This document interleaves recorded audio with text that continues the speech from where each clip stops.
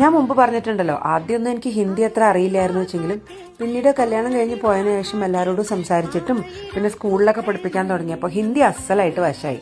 ആദ്യമൊക്കെ കാ കേക്ക് അവിടെയൊക്കെ തെറ്റിച്ച് പറയായിരുന്നു വെച്ചെങ്കിലും പിന്നീടൊക്കെ ശരിയായി കേട്ടോ.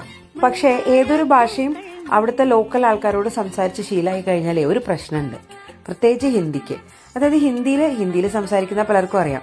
അതായത് പലപ്പോഴും സംസാരിക്കുമ്പോൾ ഒരു വാക്കിന്റെ കൂടെ അതിനോട് ചേർന്ന് പ്രാസം ഒപ്പിച്ചിട്ട് ഒരു വാക്കും കൂടി പറയും. ഫോർ എക്സാമ്പിൾ, मैं ना दिल्ली विल्ली जा रही हूँ, പിന്നെ मेरा ना सब्जी खराब वराब हो गया यार, तू पागल वागल है क्या?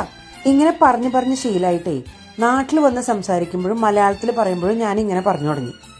അത് പലപ്പോഴും സംസാരത്തിൽ വരുന്നത് ഞാൻ അറിയണില്ല.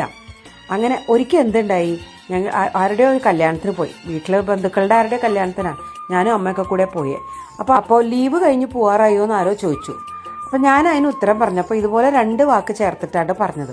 അപ്പോൾ എനിക്കത് ഞാൻ പറഞ്ഞപ്പോൾ എനിക്കൊന്നും തോന്നിയില്ല, ഒന്നും ഉണ്ടായില്ല. തിരിച്ച് വീട്ടിൽ വന്നപ്പോൾ അമ്മ പറഞ്ഞു, നീ എന്താ സംബന്ധം പറഞ്ഞത്, നിനക്ക് വല്ലതും അറിയോ? ആ കൂടെ പറഞ്ഞ വാക്ക് എന്ത് പൊട്ട വാക്കാന്നറിയോന്ന്.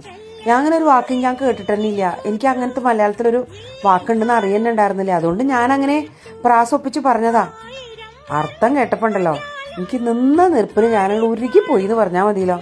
ഇത് പണ്ട് മോഹൻലാൽ ഏതോ സിനിമയിൽ പറഞ്ഞ മാതിരി, വാവിട്ട വാക്കും കൈവിട്ടായതും തിരിച്ചെടുക്കാൻ പറ്റില്ലല്ലോ മോനെ ദിനേശ എന്ന്.